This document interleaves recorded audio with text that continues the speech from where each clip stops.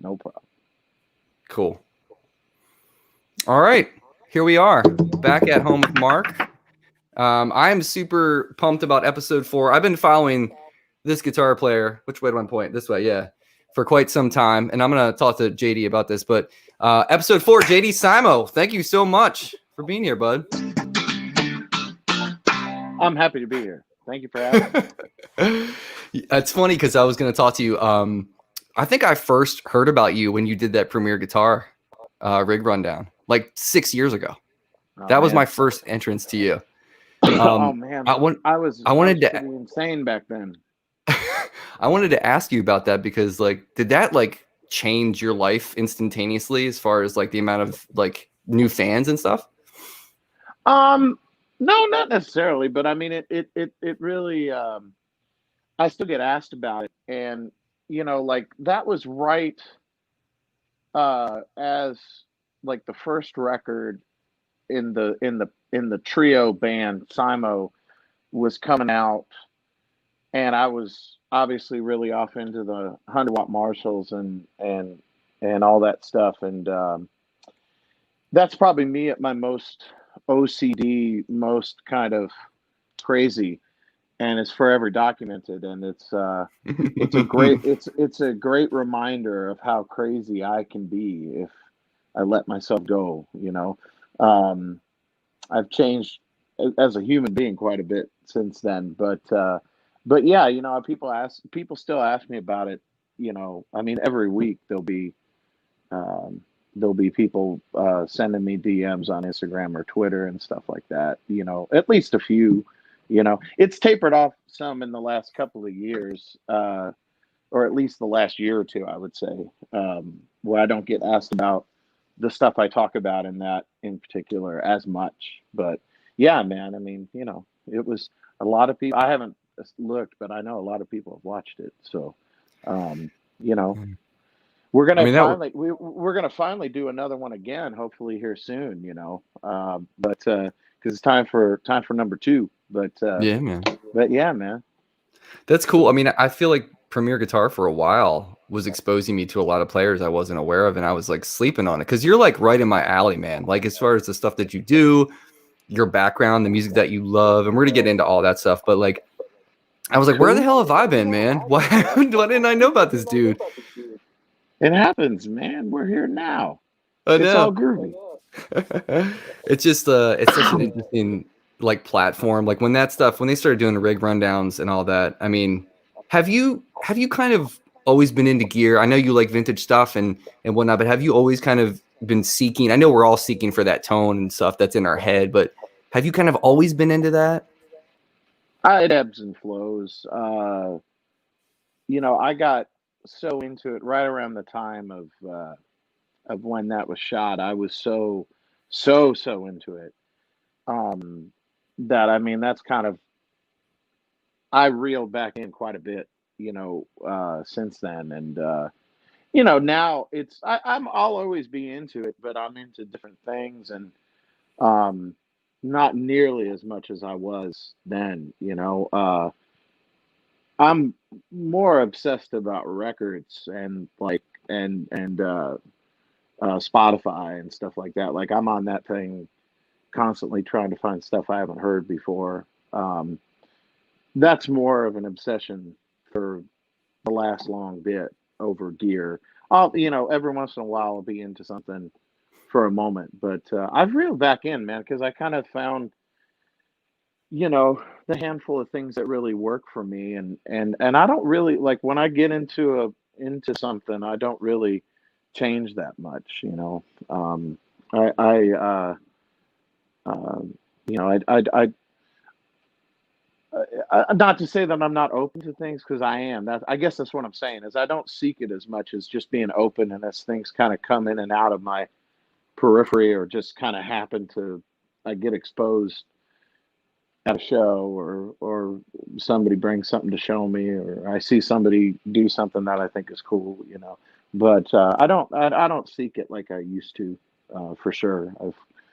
And I think that that's kind of a rite of passage. I think whenever you kind of if you ever get super super super super deep, super geeky, um, you know, you either stay there for until you die, or you like get a bunch and then you kind of reel back in. You know, there's kind of no middle ground with it. You know, and I definitely kind of fall into the latter category as of Right. late. But I Because you're learned a playing. lot through that. I learned a lot through that whole period. So I mean, like, there's all that knowledge is still up there. You know what I mean? Like, that's what I'm saying. It's like all that knowledge is up there, and in that case, I learned more so about like what I like as opposed to what I don't like. You know, which I think is the most important to figure Mhm. out. Like, what is it that you dig? Because I think a lot of the kind of spinning the wheels that happens with equipment acquisition is is you don't really know what you're looking for. You know, you're just kind of throwing shit against the wall and seeing if something sticks. You know, and I mean that can work and that can be really inspiring. You know, but I think you know if you kind of distill stuff down, I'm not like a. It's also a personality thing. Like I don't have like the personality that is like a hoarder or a collector. Like I actually am much calmer and happier when I have less options. I like when things are very simple. So, like, if I get something that I don't like it or it's not serving a purpose, I either give it back or get rid of it or give it away or whatever it is. You know, like I don't hold on to stuff just for the sake of holding on.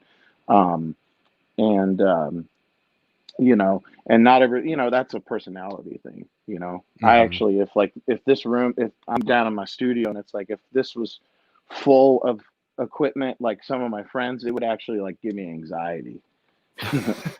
Yeah.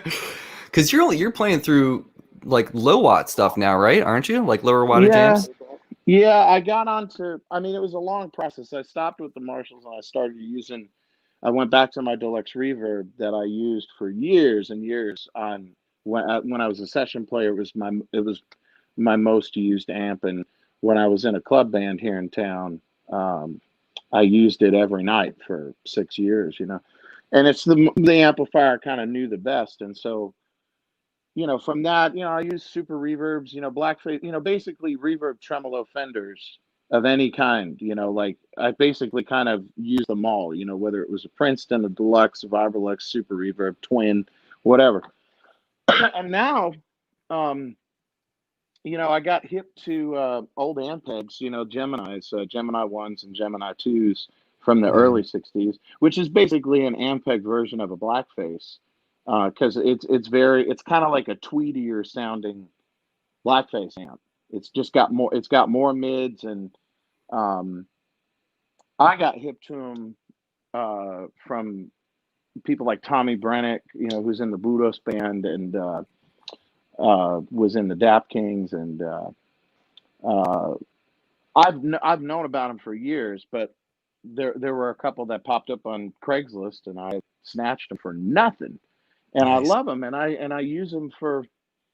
I have a one and I have a two, and the two is the same amp, but it has a 15-inch speaker, and I use them both, and they're my favorites. Yeah, and those are like That's 20 awesome. watt amp. They're like 20-watt amps. You know, they record better than my Fenders though. You know, because I've been Hmm. doing so much recording and playing on other people's records, and I produced a record for somebody during COVID, you know, during the pandemic here, um, and done a bunch of scoring work and stuff. And so it's been really interesting to see how the Ampegs actually, you know, because they have less bottom, less top than a Fender, and they have more mid. So essentially, everything that I would do EQ wise to my deluxe reverb or something, I don't have to do.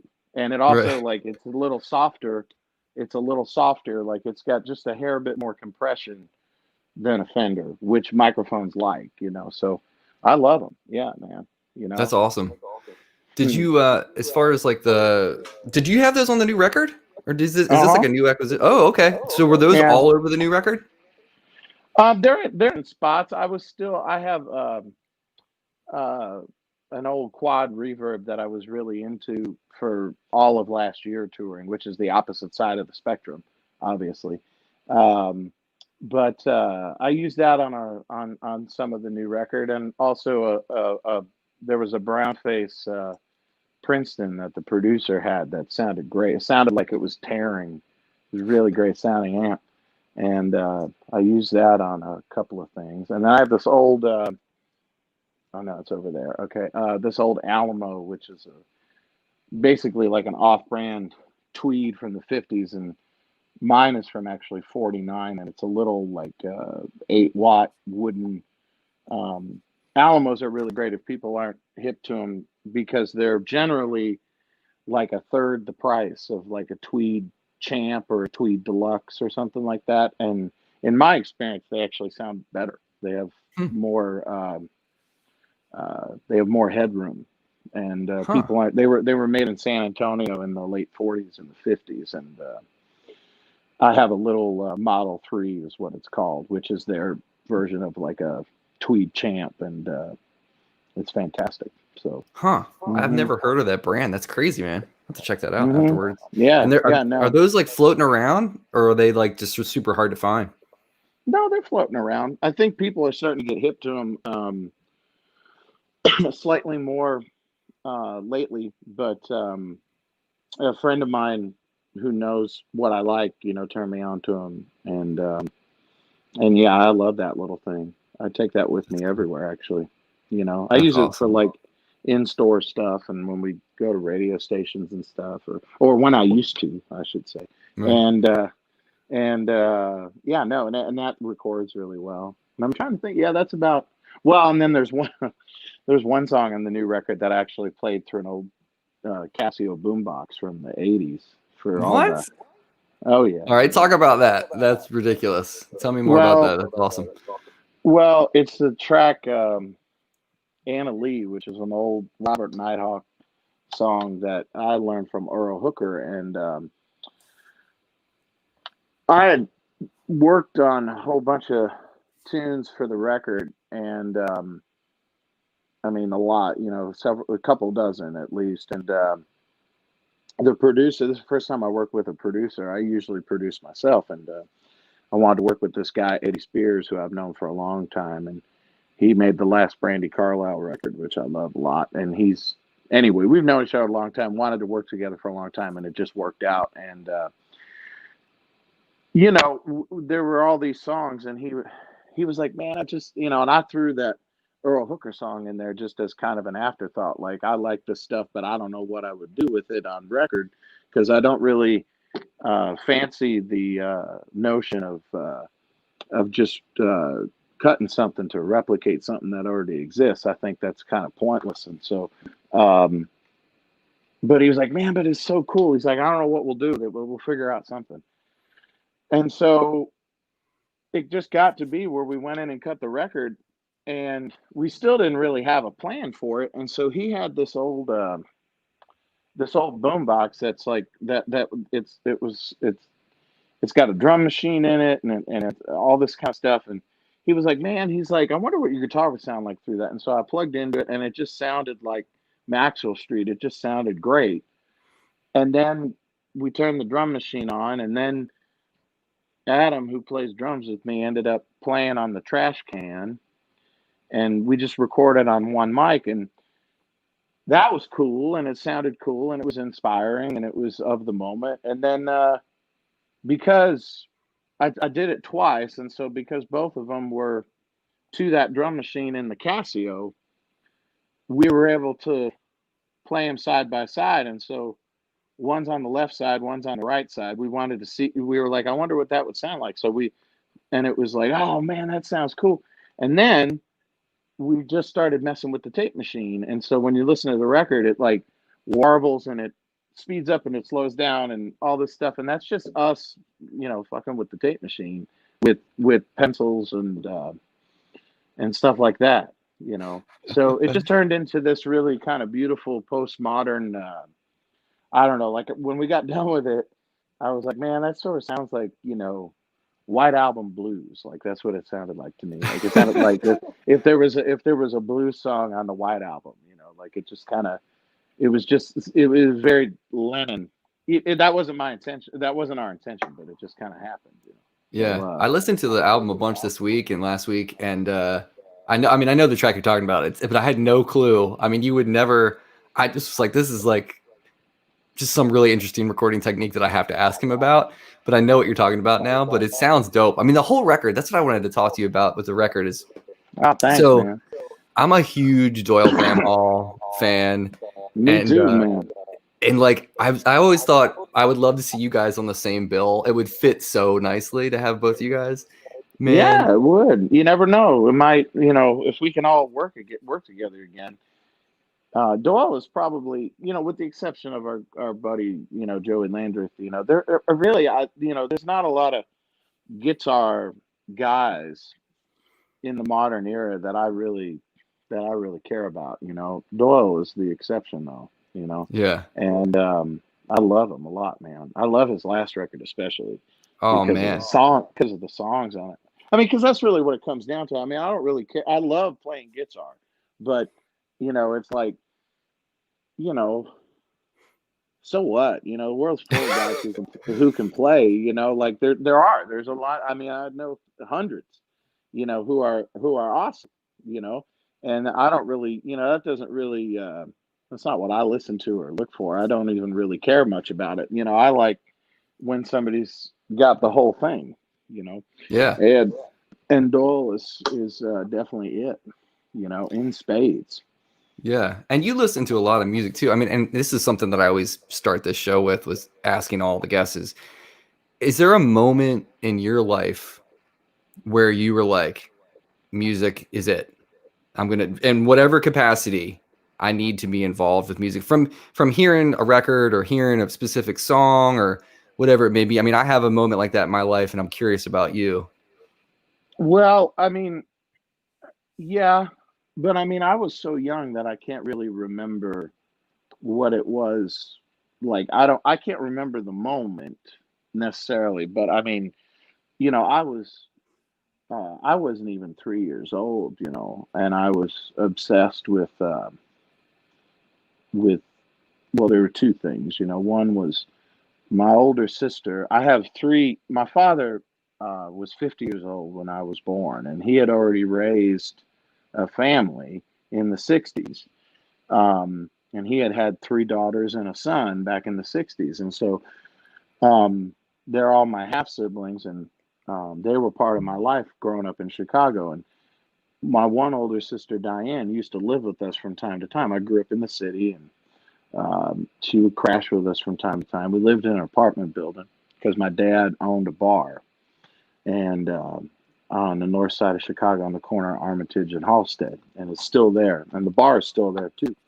Nice. And uh, and so she would crash with us, and she grew up with Saturday Night Live, and so all the Saturday Night Live movies, Animal House and Caddyshack and all that stuff. And so the Blues Brothers was obviously something that was played in our home, and I was very taken with it as like a 2 year old. I was like a 2, 3 year old, and in particular Cropper. Steve Cropper. I just thought he was so cool.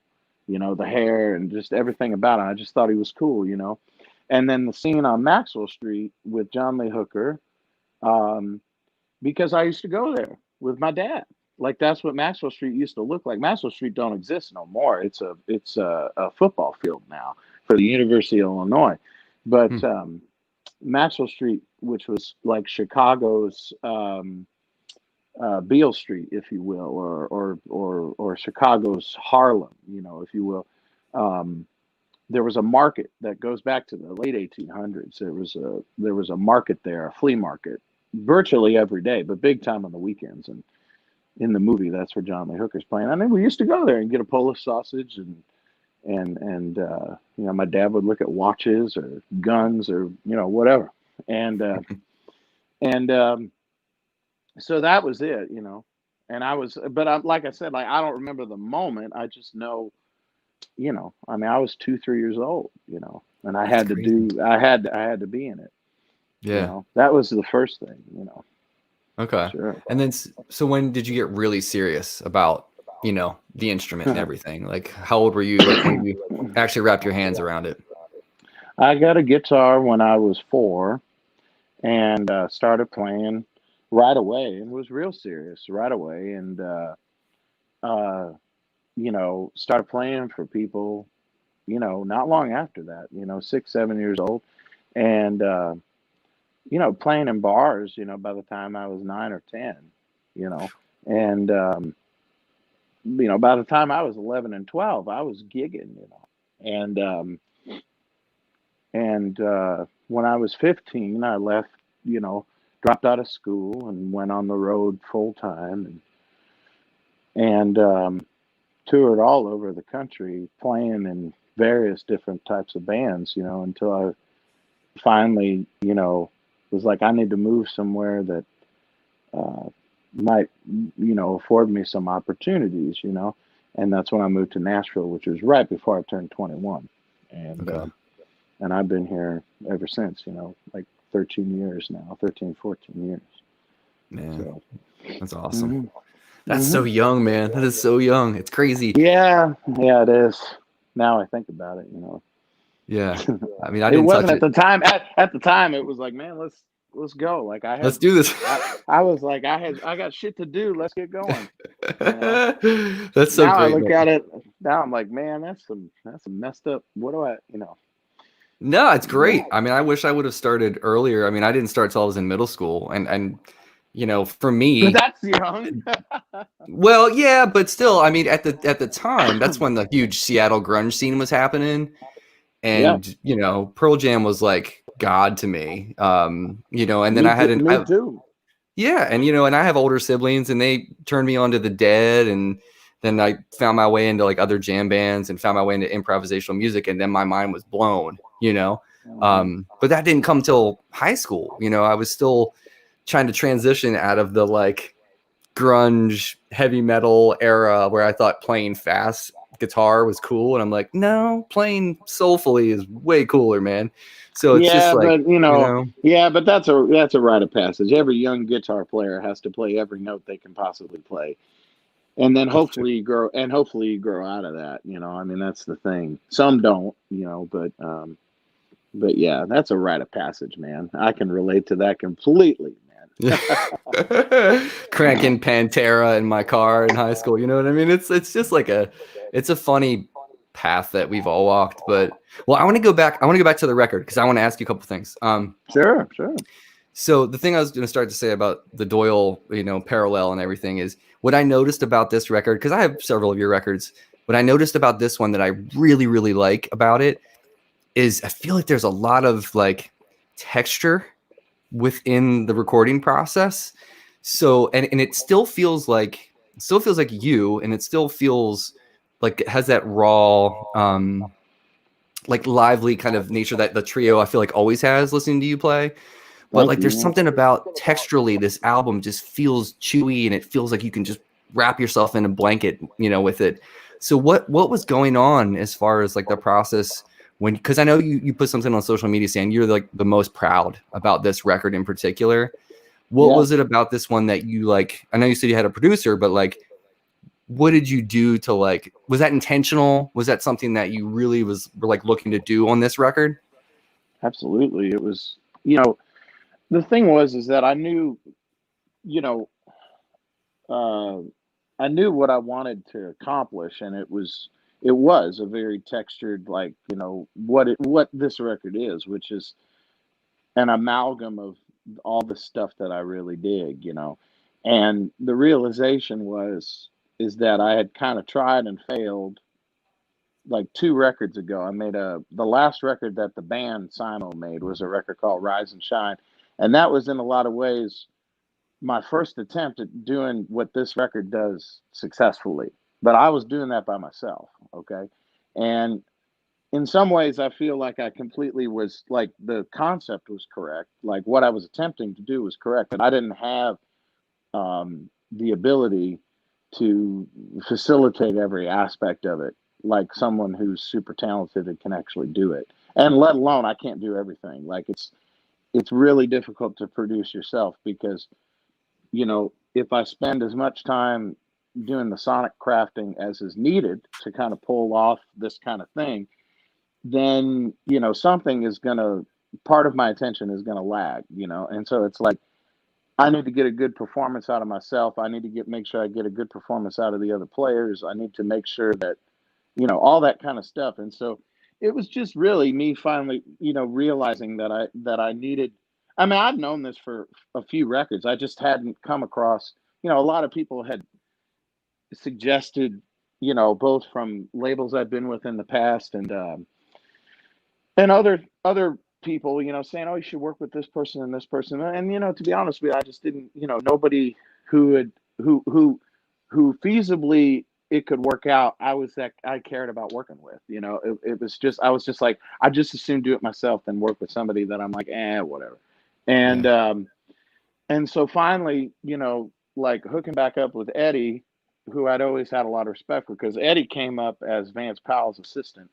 And I met him like 12 years ago when he was just starting to work under Vance. And Vance, of course, is a world-renowned producer, engineer, mixer. All Jack White fans would know him. I mean, my favorite, the first Dead Weather record is Vance. And that's one of the best sounding records of the last 20 years. And a lot of other stuff too. But anyway, so yeah, I just working with Eddie, allowed me to convey what it is that I was looking for, and then just concentrate on fine tuning the songs and fine tuning the arrangements and doing everything that an artist should be doing to the best of their ability and not worrying about it. And it was awesome because it was not stressful on me for once. Records have usually been very stressful for me because it's like trying to keep a bunch of balls in the air.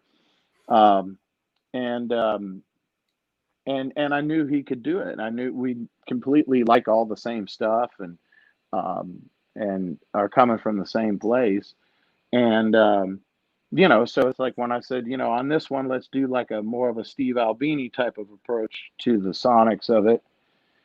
He knew exactly. He's like, yeah, absolutely, we'll do that. And it's like, and on this, it's like let's do, anyway, he would get my references and we would work on stuff. And when you're working with other talented people, it's just like working with great musicians.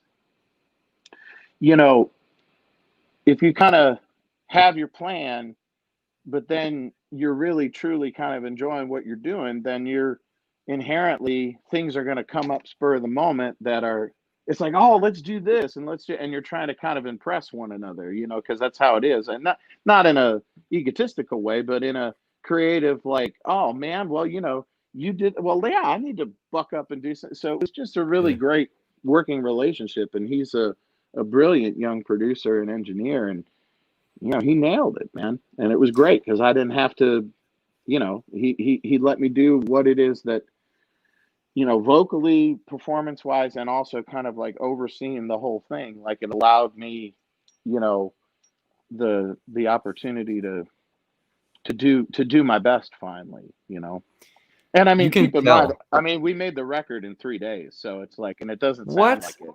Yeah, so Dude, I yeah. mean, that's mind-boggling. Because yeah, I was gonna say, first of We all, you sang. planned, we planned, we planned very, very well. Like, we knew exactly how we were going to move and how we were going to set stuff up. Like, we were very methodical. But that's, I can work like that because I've worked on hundreds and hundreds of albums. So it's like I I'm quick. You know what I mean? So it's like I Mhm. can be maybe more efficient, slightly more efficient than somebody who's just off the boat. You know. Did you guys So track live, like just basics and oh all yeah, that stuff? Yeah, yeah, okay. oh yeah. No, the basis of everything is live, and there's even live vocals on some of that stuff. So Okay. Yeah, I um, was gonna say because you sang your ass off on this record too, thank you, like just thank you, for real, and the drums sound so great, man. They just sound. I thank mean, you. I appreciate. That's the thing that I love about records. And the thing, as a guitarist, it's kind of weird, but the first thing I listen for is the drums, and I was like, how does that snare sound? Do you know what I mean? Because my Me too. reference always, and I brought this up with Joey. We talked about the record, the Robert Palmer "Sneaking Sally Through the Alley" record.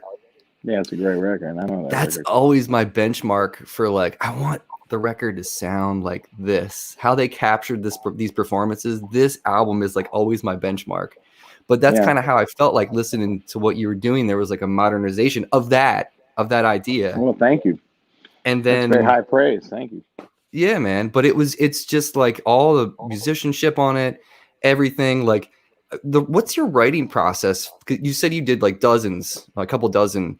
So like when you're writing these, is it like you're working on these over the course of a year? Do you like just pump stuff out every couple months? Like how does that work for you usually?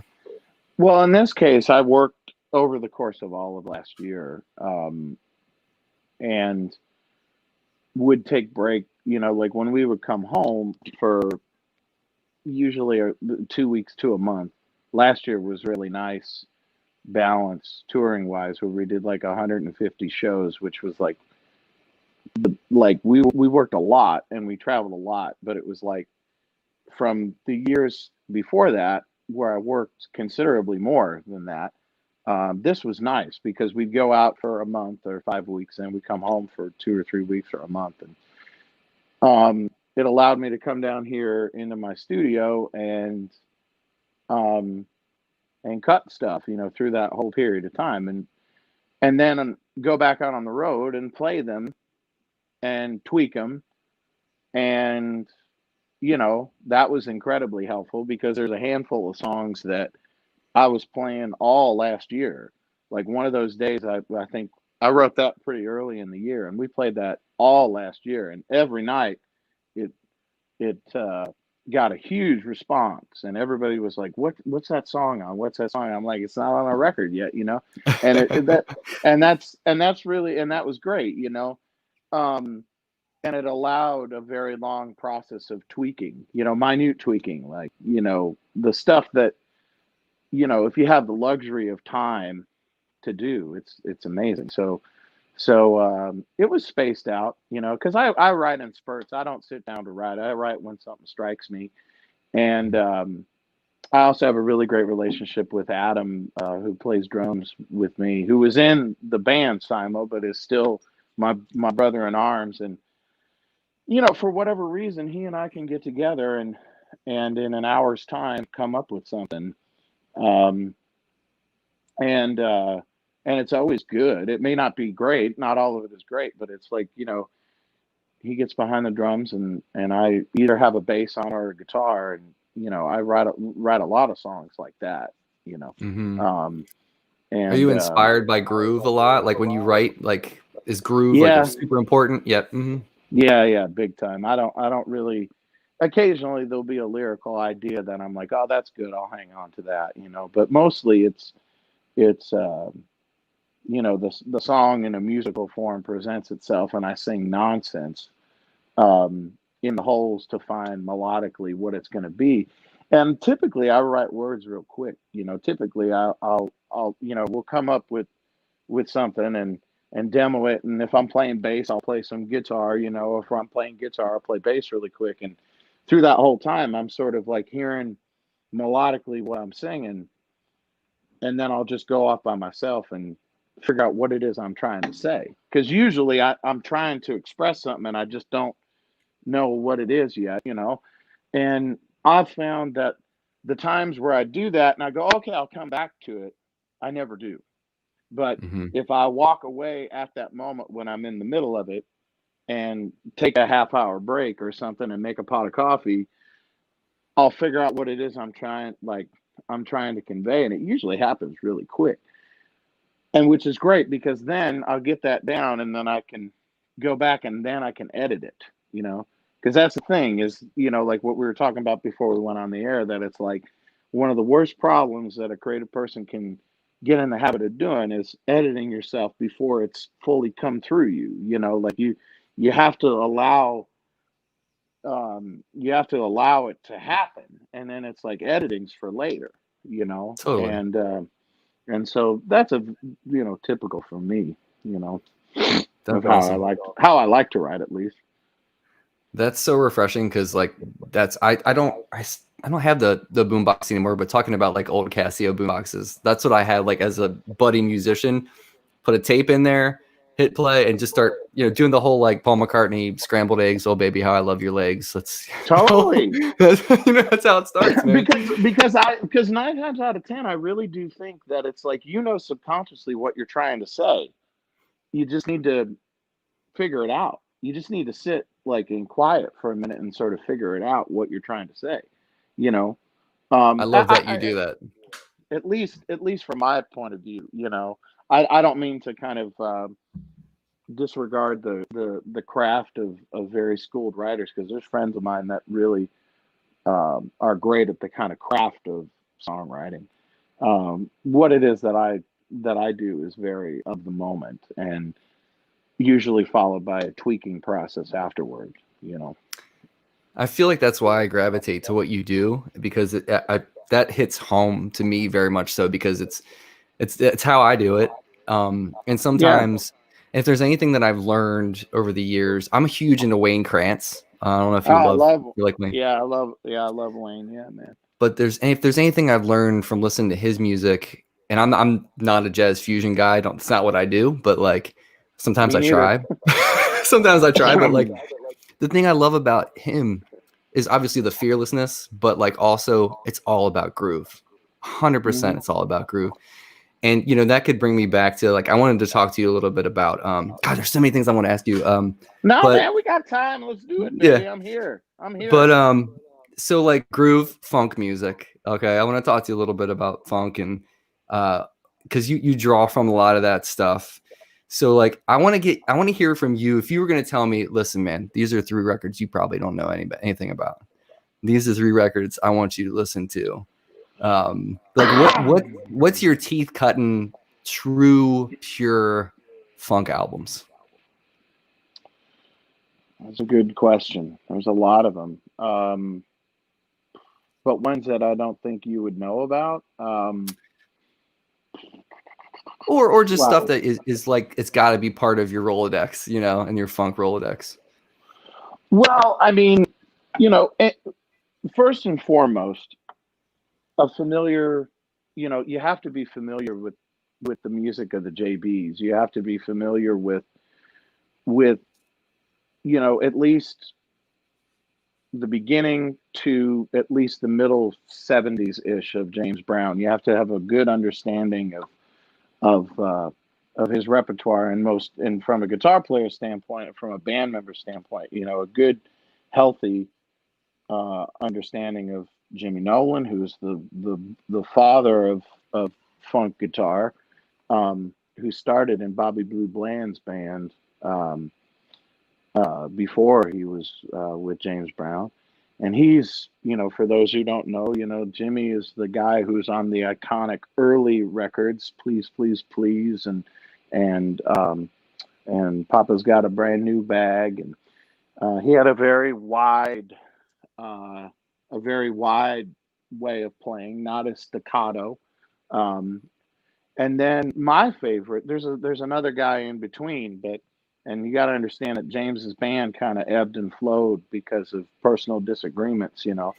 But the next prominent guy was Catfish Collins, who's Bootsy Collins' older brother, and him and Bootsy joined James's band in '68 and completely changed. They weren't there that long. They were there less than a year. Hmm. But they recorded Sex Machine, and they recorded Super Bad, and they recorded um, um, Doing It to Death, and just the next phase of James's career, which was real stone cold. It was real. It was different. It was harder funk than before. And Catfish is a huge hero of mine. And Catfish and obviously Bootsy went on to be in P Funk with George Clinton. Um, and there's a really great record called The House Guests, which is really hard to find. It's only on vinyl. And there's a great label out of Ohio, which is incidentally where the Collins brothers are from. They're from Cincinnati. And King Federal Records was based in Cincinnati, and that's who James Brown recorded for, and that's where the studio was, where all that stuff was. Most of that stuff was cut, as well as Freddie King. Freddie King cut all his iconic stuff in Cincinnati. And anyway, there's a modern day label called Coal Mine Records, which is kind of the Midwest version of Daptone, and they have the House Guest record, and that's a great record because that's the Collins brothers in between James Brown and P Funk, and you can hear what they brought to George Clinton, you know, because I'm also a massive, massive Funkadelic fan, Hmm. uh, which was George's band before P Funk, and that was kind of that was held in place by a guitar player named Eddie Hazel, who's a big he's as big a hero to me as Jimi Hendrix, and Eddie was funky, but he was psychedelic. He used fuzz tones and wah wah pedals and tape echo and all this crazy shit, and um, I love him, you know. So I'd say, you know, if you have a decent understanding of James Brown and basically anything George Clinton did, that's a good start. You know, Okay. that's kind of where I'm going with this. You know, Okay. and you know, and out from there, Leo Nositelli from the Meters, you know, is probably just as important. But those three kind of make up the, you know, if you will, kind of the birth of funk, and you know, I mean, because even Sly and the Family Stone were influenced by these guys. You know, it's and they play a big part in that too. You know, but you know, funk music starts with James Brown. The Meters come around '67. You know, George Clinton starts making the Funkadelic records in '69. You know, and then by '71, '72, it's kind of coming into the coming into the mainstream world. But yeah, man, I mean, I could talk to you all week about all that stuff. Yeah, I mean that stuff is interesting to me because I probably haven't delved deep enough. I mean, the Meters have always been a part of my life, basically. Just something about the swampy New Orleans vibe that gets me no matter what, man. Like no matter Well, what, and like even like the new cats, like people like Nigel Hall, and like well, I know Lettuce is obviously not in that era, but like the Boogaloo kind of era, I West dig Coast. Lettuce a lot. I dig Lettuce a lot. They're a great band. Yeah, They I make some mean, really really funky records. oh yeah, all that go-go stuff, all that DC go-go stuff that they do, and man, that's like because the DC's down the road for me, man. It's like that's part of the fabric as And well, you know. I've mentioned it a handful of times, but I mean, you know, the Daptone stuff, man. I mean, if you go back, there's a record. Okay, so there's a record that was made in the '90s on Desco, which was Gabe Roth's label before Daptone formed. And there's a group there in Brooklyn called the Mighty Imperials, and they released a record called Thunder Chicken, and it's really, really collectible now. The vinyl of it is super collectible. I mean, that's like a $500 record if you can find it. Wow. And but the thing is that the drummer was Homer Steinweiss, who's gone on to be one of the most prominent funk drummers in the world, and obviously founder of the Dap King, one of the founding members of the Dap Kings. And the bass player on that record was Nick Molson, who ended up being in the Menahan Street Band, which obviously backed Charles Bradley. And um, Nick has also worked with Dan Arbach. He's worked with Adele. He's, you know. So anyway, the Mighty Imperials, the Thunder Chicken record, is them when they're like 17 years old. It's like them, you know, like the first thing they ever did when in 1998. And it's as good as the shit I'm talking about from the 60s. I mean, it's just, how are these guys playing that way? You know, like it's just it's crazy, man. You know, I've told them, you know, like because when I first heard the Thunder Chicken record, it was like, how is that possible? You know, Yeah. a bunch of white dudes in Brooklyn in the late '90s when Smash Mouth is on the freaking radio, and these guys are making this. You know, like I know. it's just the funkiest shit you ever heard. So you know. There's a pocket you have to live in. Like it's crazy as a guitarist when you talk to so many people and there's so many guitarists who just don't understand pocket playing. And like there's this magic about that. Like I don't mind. I'll sit on a one chord vamp if I can make it feel good for a horn player or whatever. I'll sit there as long as you've got stuff to say. You know what I mean? Well, you're rare. It's just something about that vibe, man. Like when I No, saw I completely concur. Completely concur. it's Yeah, just crazy. But like if people are I don't know, man. Like, well, let me jump back. I have so many thoughts right now, but like you said stuff about fuzz, right? sure. So there's a lot of fuzz tones on your record. Yeah. Um, I What love the it. hell were you using? I've got they're right here. I've got an old fuzz face that is in a 70s silicon one that I got from a dear friend of mine in Boston, and it's the one I've been looking for years.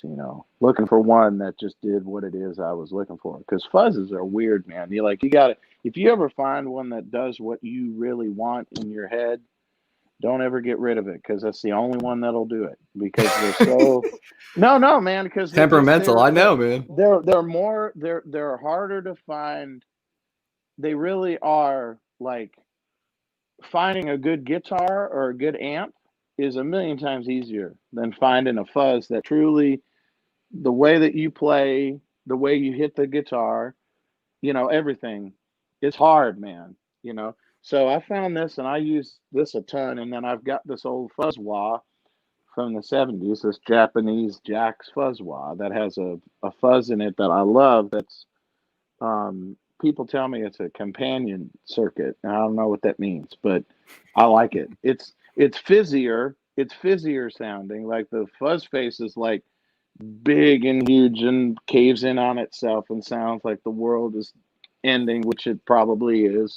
And and then the well, here I'll show you.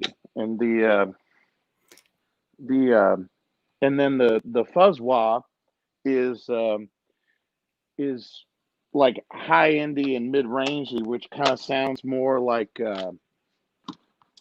Michael Tolles. Like I went to Carter Vintage many years ago, um, looking for a fuzz tone, and ended up finding this fuzz wah. And I tried everything they had in the store, new and old. And when I hit this fuzz, I went, "That's the sound I'm looking for." And there's a record from 1970 or 69, actually. It was an Isaac Hayes record called Hot Buttered Soul, which is a huge desert island record for me. And a guy named Michael Tolles, who actually signed my guitar right there, is a guy who played guitar on it. And he's a friend of mine now. He still lives in Memphis. But he played this guitar line on it. Um, let me put so he played this line on a tune called Walk On By.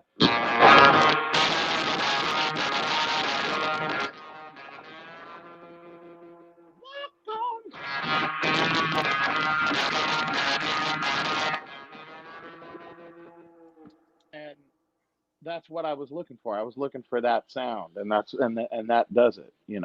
So it's kind of, and also Curtis Mayfield. Curtis wouldn't use fuzz that often, but there's a really good demo of a tune called Underground, which is a song off the Roots record, and you can hear him turn on. He had a maestro that he turned on, but it's that same kind of fizzier. There's a little bit of octave in it, but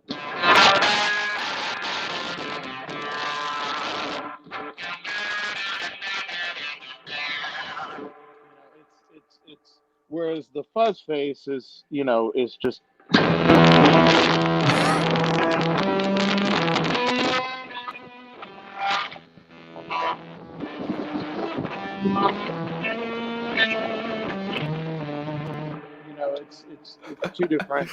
it's two different things. So those are the two things I used. You know, Yeah, that's in, awesome, in man. Even with the audio breaking up a little bit, I could still hear it, and it made me smile. That's so um, good. Have you messed with any like newer like fuzz circuits? Like the last dude that was on the show, Zach Broyles, runs I Mythos love pedals. I love him. He's a sweetheart. But Yeah, his no, stuff is great, the dude. answer the answer is no because I'm happy. Yeah. I Oh, well, like there you go. I got what I like, and I don't. I wouldn't. If he if I was in Carter Vintage or something and he went, "Here, check this out," I would absolutely listen to it. But I just have Mm-hmm. no. I'm perfectly content and Happy. happy. Like, these things do what I want, and I can do a lot of things with the two. Like Mm-hmm. there's I know all the kind of points that what they do. Because I've used them for long enough that I know how to use what I got. Right. So That's half the battle, man. If you get there, it's you should it's stay there. it's more. I think it's more important than anything to, like, that's why I think it's important to like find the stuff that you're comfortable with that you prefer because you know you can you know you can basically kind of get lots and lots of different stuff just with changing up the way that you are playing something. Mm-hmm. Um, you don't need drastic changes, you know. And that's the thing. All of my favorite players, um, old and new, for the most part, you know, it's they kind of had their things that they used and they used them well, you know. Mm-hmm. So, but Totally. that being said, I mean, we did a ton of abuse of studio equipment on the new record. So anything radical you hear is not me because all I used was what I've got here, which is a delay pedal and a wah wah fuzz wah and a fuzz, and I used a vibe on a tune or two. You know, I used Mm-hmm. the Weaver Violet vibe, which is really great. Oh yeah, that thing Um, does sound good. yeah, Yeah. but that's Is it. that Everything. So no, go is ahead. that guitar like red, like your original red, or is that Yeah, a newer? Oh, it yeah. is. Okay. Yeah, no, Okay. I only play the old one. People ask me all the time. I mean, I do have copies of it, but I never play them. Uh, yeah, I put the Bigsby back on it about I don't know a few months ago because I've Okay. been using this old Silvertone. I got this old Silvertone from Carter's, and I used it for months, like the first 3 months of the pandemic, and only that guitar. I just was so inspired by it. And I pulled this out after not playing it for months, which has never happened in the entire time I've owned this guitar. And there were things about this I didn't like, Hmm. um, and I was kind of surprised by it. And so the first thing was I'd gotten really used to having a wiggle stick, you know. And so I was this this originally came with a Bigsby, so I was like, well, that's easy enough. I'll just try putting the Bigsby back on. And it didn't change the way it sounded for worse or for it may be actually a little better, surprisingly, Hmm. since I put that back on, which is not necessarily the case with everybody, but for me. And then the other big thing was is I gotten used to playing um, the Silvertone, which has a wood bridge, and then also this old K. This is an old custom craft that I Oh, use a cool. lot. Um, an old pawn shop Montgomery Ward guitar. I use this a ton, and this has a wood bridge too. And so I've gotten kind of used to the way that sounds, especially on clean sounds. Okay, because like when things are distorted or fuzzy, it doesn't matter as much. But when you're playing clean, it really is apparent. And so this was sounding real kind of this frequency that I just didn't like, you know. And so uh, I put the old um, nylon saddles back on it, and that took care of it. Like it's essentially just back to stock, and I like it better than ever. You know, Yeah, I remember I so like because long ago when I saw you playing that guitar, it just had the snake bite, and I don't yeah, remember it having. That's why I was like, is that a newer, guitar, or is that just the no, same guitar? That's awesome. yeah, That's cool that you yeah, brought it we, back to life, man. yeah. No, I love this thing because I mean nothing plays better than it, and I mean you know I've played this thing for the better part of 7 or 8 years now, solid. We've been all over the world together multiple times, and everything that's broken on it is because I broke it, and you know, it's kind That's of, awesome. you know, it is what it is, you know. So it was just kind of nice to make it do what it is that I was wanting, and that Silvertone guitar was very inspiring to me for that reason. It kind of opened me up to a new thing, and so that's what I'm saying. It's really important to stay open because you know I just happened to come across that guitar and I loved it, and it just completely inspired me for months, you know. Right. Um, and I wouldn't have done all this had it not been, you know. So it's it's good, man. You got to stay That's rad, open. man. That's cool. And the other thing I wanted to ask you that was like on the top of my list, and we're running out of time, but That's for fine. We're good. okay, for slide. So Hmm. slide is new to my life in the Hmm. past 6 or 7 years, maybe. Hmm. And of course, Dwayne and Me, and Derek. me Like, too. Actually, I've only been playing slide for 6 or 7 years. So oh, really? yeah, Okay, it was a man. late adoption for me. Okay. Hmm. So, I mean, I went down the Derek rabbit hole, and like I've got avoid in I've it? avoid I've avoided it. No, Well, seriously, because here's this is something that I kind of, I don't know where this comes from in me, but like I really respect him a lot and I think he's great, but I can't listen to him because I can't let his phrasing, like I'm really susceptible to what I hear. It'll yeah, creep into what I do. And he's such an identifiable player yeah, and he's so great. I mean, he is what I know it's him within a few notes, So it's like I've avoided him like the plague because there's no reason for me to, you know, for me to attempt or even have any of his isms. And does that make sense? oh, for So sure, dude. which sucks because I love his playing and like occasionally like there'll be a night where I'm like watching stuff on YouTube and I'll start enjoying him and all that, but I know I can't do it for too long because it'll start to creep into my phrasing. So Well, you always play in standard though, right? Have you been playing in open mhm. tunings too, but or you just always play slide and standard? I always play in standard because that's just what I like. Not that I don't like playing in tunings, but my whole thing is I like the ability to put it on my finger anytime I want and use it in any circumstance. That was my goal in the beginning, and that's basically kind of where I'm at. Where it's like anytime I feel like using it, it's like another. It's like stepping on a pedal. It's something else I can do at any time if I feel like it. Did you go through a period? I get asked this question all the time because people usually try to play slide and then they give up on it because it's too hard. And most of the time it's because you don't have the right slide. Like you haven't found something that fits well for your hand. You haven't found what's comfortable. Did you go through a period where you were trying different things out, brass, glass, finger, different combination? I did, and I tried and failed every year for a decade, and then I finally, you know, not that long ago was like, all right, I'm finally going to commit to this and know that I'm going to suck for a good long time. But then all of a sudden, one day I probably won't. And sure enough, one day I didn't suck so bad. Um, but from the slide perspective, the thing that I tell everybody is try a bunch of things and just pick something and stick with it. Don't pick something and learn some stuff and then pick something else up and do it because it's like you got to find something that you can get comfortable with and then learn with and then like once you get some skill if you want to go back and experiment and stuff do it then because Hmm. I think it stunts your growth if you're always think about it, it's kind of like if you always go to the gym and you know you're trying to build up your endurance but you're changing the amount of weights you're using every day. It's like you got to, all right, let's stick with 5 reps, 10 sets of 5 reps at 25 and then we'll move up from there, you know what I mean? So Hmm.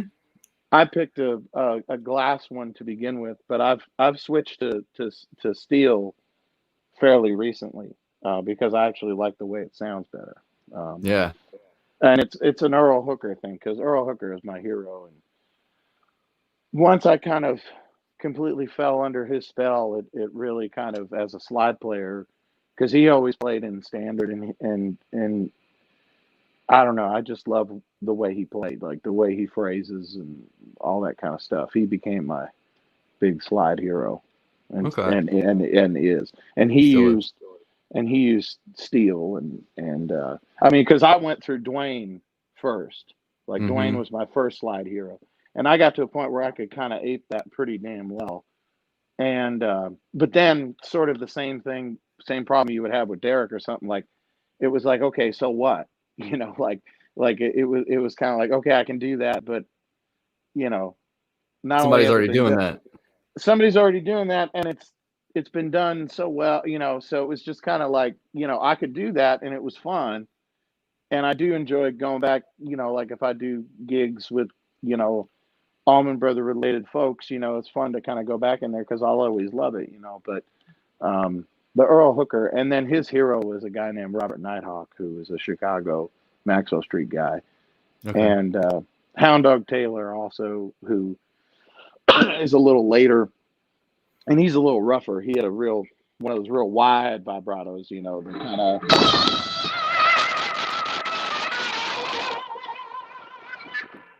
Yeah. real wide vibratos, you know, whereas Earl Hooker is kind of real, you know,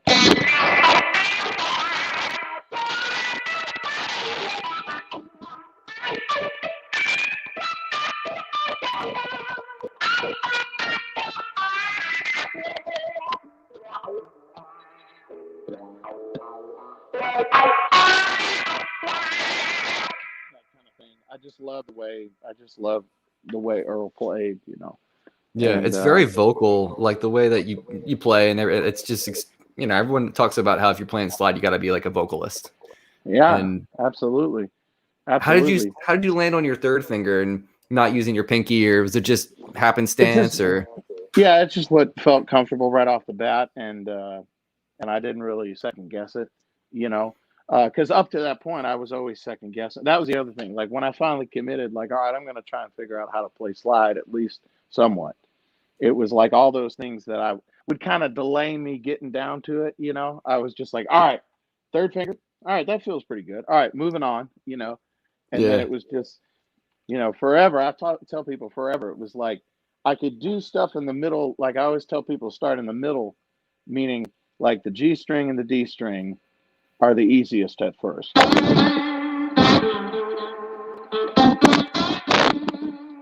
And then it's like as you move on out, either to the low strings or the E string or the high E string, that's when it gets harder. And for the longest time, playing something on the high E would just always clink and sound like shit. And I was just like, yeah, it was just, I was a very violent tempered young man going through that experience. And then all of a sudden, one day, I could.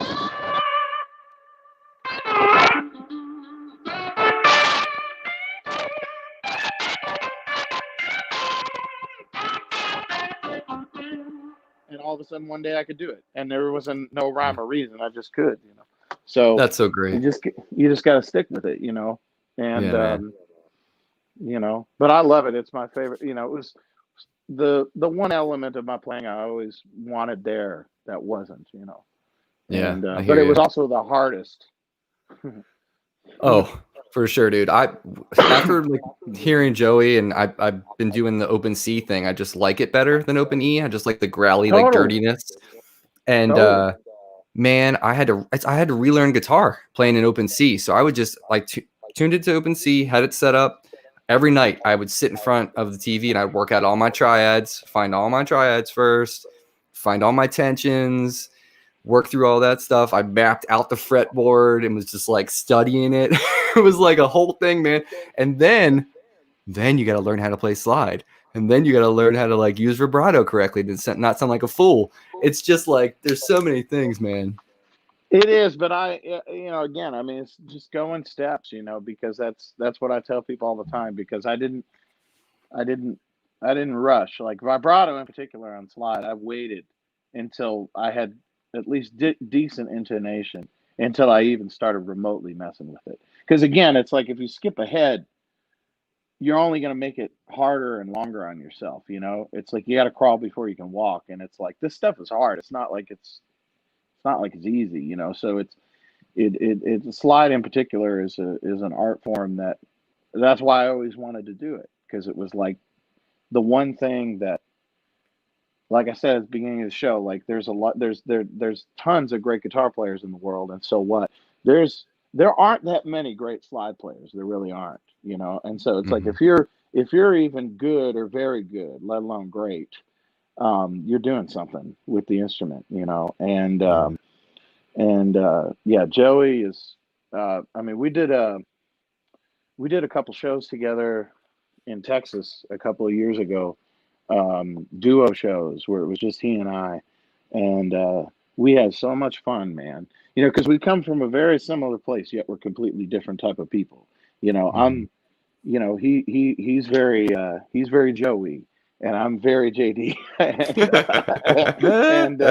and and it was so much fun, you know, because I have so much respect for him. He's one, like I said, he's one of the few guitar players that are out there that I'm like, man, that dude's the shit right there, you know. And I love, and again, he's such a great guy. But I feel what he's contributing. as a slide guitar player is very uniquely his own and very cool. Mhm. Um, he's taken he's taken that amalgam of a bunch of different things and stirring it up and coming out sounding like him. Not to mention he can sing like a bird and write an amazing song. I mean, Lord have That mercy. helps. Well, Yeah, man. I mean, yeah, speaking of performance and singing like a bird, so you told me you've got some gigs coming up. So I let's tell do. people what's going on with you. What's going on with that stuff? Well, the thing that's funny is all of a sudden we I've got all these private shows coming up, where groups of like 12 to 15 fans come together and contribute and like find a safe venue and have like gotten a hold of my management or my agent and like book these private shows. And so we've got a bunch coming up of those, which is really amazing because it's like, oh, my light went out. That's all right. Um, that's okay. I like being in the dark, baby. Um, Yeah. but I'm a nighttime kind of guy. But but the but yeah, no, it just has worked out where we've got a bunch of these coming up, and then also some very cool venues that are part of the Save Our Stages coalition to save our independent venues. There's a bunch of bills that are going that are coming up very soon, folks, which would, if passed, would afford the independent venues that we all love and cherish, both as spectators and as artists, um, to be able to basically get the same shake that people with tens or hundreds of millions of dollars get. That's And awesome. more importantly, to safeguard them so that an evil corporation doesn't come around in this moment of horrible, you know, uh, volatile, ness and seize upon it with their lines of credit that still exist, and eradicate. I mean, it's a heavy time with all that. And so, Kane's Ballroom, I'm Mm. doing a a very properly arranged, socially distant concert in a couple of weeks in Tulsa, Oklahoma, at the historic Kane's Ballroom, which is also going to be a live stream event. And there's more that are like that are coming up as well. And it feels really good to be on the right side of the fence with all that, and I'm proud to support people that are trying to think of others before themselves and do right, Yeah. as we try and put this back together. And it's very exciting, and the private show thing is that phenomenon is just remarkable to me.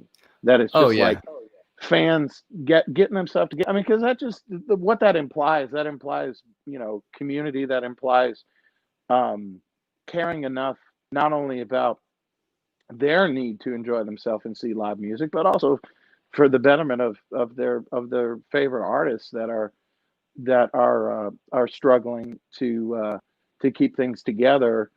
Um, yeah, man, it's just really groovy. It makes me things like that just give me hope for, restores faith in humanity, at least partly. Yeah, man. Well, I'm happy that you're getting back out there to play, dude. I'm sure it's been a bummer to not be on a stage, bringing joy to It people's has. lives. It has, but I've loved being with my family, and it's been the most creative point of my life. I mean, I've recorded and written more music than ever in my life, during this period, and collaborated with all my friends. There's so many records that I've worked on and all the things that we've been saying for years. But what's funny is Joey and I haven't done anything yet. So before this is all over, we need to make that happen because we still have time to make something happen. And we've talked about it. That's that whole thing. It's like, oh, we should do Yeah. something. And it's like, we mean to, but hell. Yeah, So you should, man. That would be dope. And you got to get on on a tour with Doyle too, man. I would love to see that. Love to I'd see love that. I'd love it, man. We got a lot of mutual friends, so you never know. And you know, he's the best, man. I mean, as far as I'm concerned, people, with all due respect to Derek and to other um, Derek Trucks and other folks that are kind of like heralded as like the pillars of the generation that is like in front of me in my mid 30s. Um, Doyle to me really is like he's the guy. He's the one to beat. Mhm. Not that it's a competition. That's a wrong phrase, but No, he he's sets the the bar high though. Like he's, yeah, because I think that you know, that's. I mean, he doesn't have the monetary success of some of these other people, but I don't think anyone can hold a candle to him artistically. That is playing a guitar nowadays, and you factor in his lineage and all that other stuff. I mean, it's like, yeah, man. I mean, the cat's legit. What can you say? yes, he is. All right, so as we're drawing to a conclusion here, so I do this thing. It's the lightning round get down, and Sure. I'm sure you might have seen this. I posted some stuff about it, but like, I'm gonna ask you some questions. Gonna pop this little sound effect on for you. So here we go. The first one's always the same because I'm a huge fan of the Beatles, and I like to know this. Lennon Mm-hmm. or McCartney? Lennon or McCartney? Lennon all day. Dawn or dusk? Dawn, but to be going to bed at Okay. The band or Little Feat? the band. Cake or pie? Cake. Single coils or P90s? Single coils. Jimmy Kimmel or Jimmy Fallon? Fallon, reluctantly. Fuzzface or Zonk Machine? Fuzzface. Summer Olympics or Winter Olympics? Winter Olympics. Text or talk? Talk. Okay. And this is the last one. This is going to be tough. It's a three-parter. Okay. Freddie, Albert, or BB? BB. All right, that was easy. That was easier than I thought it was going to be. BB, man. Because BB wrote the book. There wouldn't be a Freddie or an Albert if there wasn't a BB. Okay, cool. Fair enough, man. Awesome. Well, JD, man, thank you so much for making the time. I know you're a busy dude, and My I pleasure. appreciate. Yeah, dude, lots of fun, and I'm gonna have to like schedule a lesson with you sometime to do more slide stuff because I would love to, man. More than there's happy so to. many, so many things that I have to learn. Are you into the Wood Brothers at all? I mean, they live in Nashville. Do you Oh, know those cats? oh, sure. I don't know them, but we have a lot of mutual friends, and no, I'm a big fan. But I Yeah. I work with John Medeski from Medeski Martin and Wood. Obviously, I know John from the Phil Lesh band because John and I play or did play with Phil Lesh before all this mess, and I've been a big fan of them for years and years and years. But yeah, I love the Wood Brothers. Yeah. Yeah, me too, man. That's another songwriting. That's a whole other conversation, but that's another group that they can do no wrong as far as I'm concerned. So No, I'd agree with that. The world is better that they're in it. yes, for sure. All right, All right. JD. Thanks, man. I'm gonna end this broadcast, guys. Thank you so much. Episode 4, Mr. JD Simo. We'll see you next time. Take care, everybody.